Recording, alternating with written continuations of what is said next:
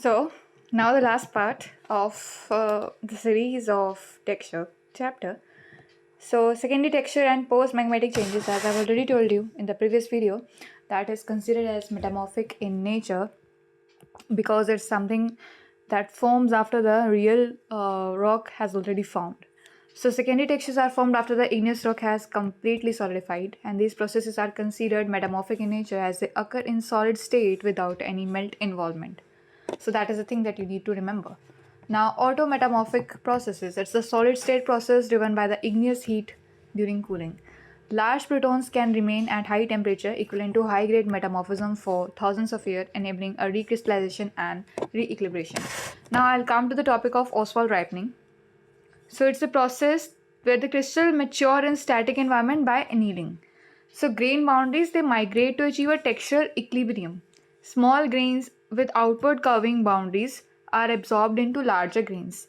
They result into similarly sized grains with straight boundaries and 120-degree triple grain intersections. They are common in monomineral rock like quartzite and marbles. Now, implications for igneous rocks. So, most igneous rocks do not achieve complete equilibrium due to their mineral diversity. So volcanic rocks are more unstable due to finer grain size, but rapid cooling limits the recrystallization. Now we have the polymorphic transformation. So it's a conversion between the different crystal structures, polymorphs of the same chemical substances due to changes in the pressure and temperature. The types, there are two types: displacive transformation. With increasing temperature and pressure, the shifting of atomic positions and bending of the bond angles takes place. For example, we have the high quartz to low quartz transition, that is from 4th to 6th quartz. Now we have the reconstructive transformation. It's like the breaking and reforming of the bonds. Like graphite to diamonds, there's a breaking and reforming of the bonds. But in the displays, it's the shifting only. So graphite broke and prepared into diamond. Now we have the example in igneous rock. So we have the hexagonal high quartz inverts to trigonal low quartz at 573 degrees Celsius. We have the transformation may preserve the original crystal form, that is pseudomorph, or create secondary twins. Now we have the secondary twinning. So we have the twinning formed in pre-existing crystals due to polymorphic transformation. As I've told you, there are two types: displacive and reconstructive or deformation. Transformation twins is something that occurs when high temperature structures invert to low symmetry polymorphs. Example, cross-hatch tartan twins in microcline due to monoclinic to triclinic transformation. We have the deformation twin. It formed by the shear stress in minerals such as plagioclase or calcite, and the features include the wedge-shaped or bent twin lamellae. Now we have the exolution. So separation of phases within a solid solution mineral as it cools. Because of the cooling, it's a separation of the phases. Now we have the examples: alkali feldspar. It produces albite lamellae in K spar, that is perthite, or K spar lamellae in albite, that is antiperthite. Now we have so confusion always persists, but is perthite and antiperthite. Just remember the fact: we have the P, that is potassium is the host, and that is K spar is something that is a host, and albite is there. And pyroxene is the unmixing of high calcium clinopyroxene and low calcium orthopyroxene. That is pigeonite is an example of it. Now we have the plagioclase is rare due to involvement of silica aluminum exchange, and they produce fine lamellae. Ocelli is a spherical ovoid bodies of few formed by the liquid immiscibility amidule fillings, isolated blobs of mingled magma. Now we have do we have any other thing to cover? No. Now we have the secondary reactions and replacements, and so we have the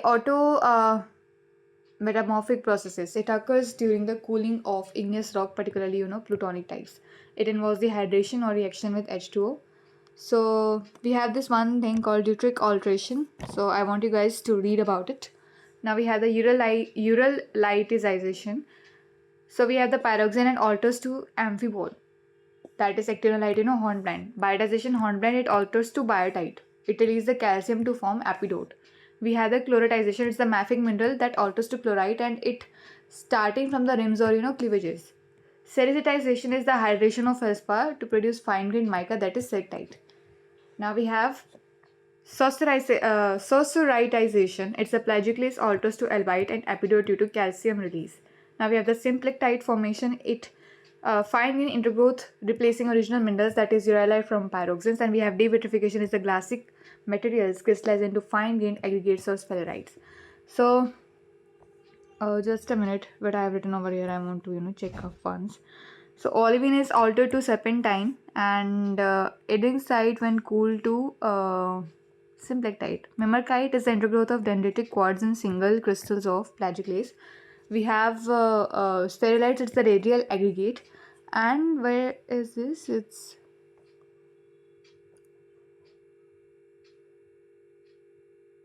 That's it. Now we have T formation. So texture formed in response to physical stress on solidified igneous rock. So we have the bending, breaking, compaction, and we have the common deformation in quartz. So bending. Crystal developed undulose extension due to lattice bending. So breaking is fractured or crushed mineral grains, and compaction is pyroclastic deposits develop foliation through flattening, like this. And we have the common deformation in structured quartz often shows the undulose extension, which distinguishes it from the feldspar. That is a key point.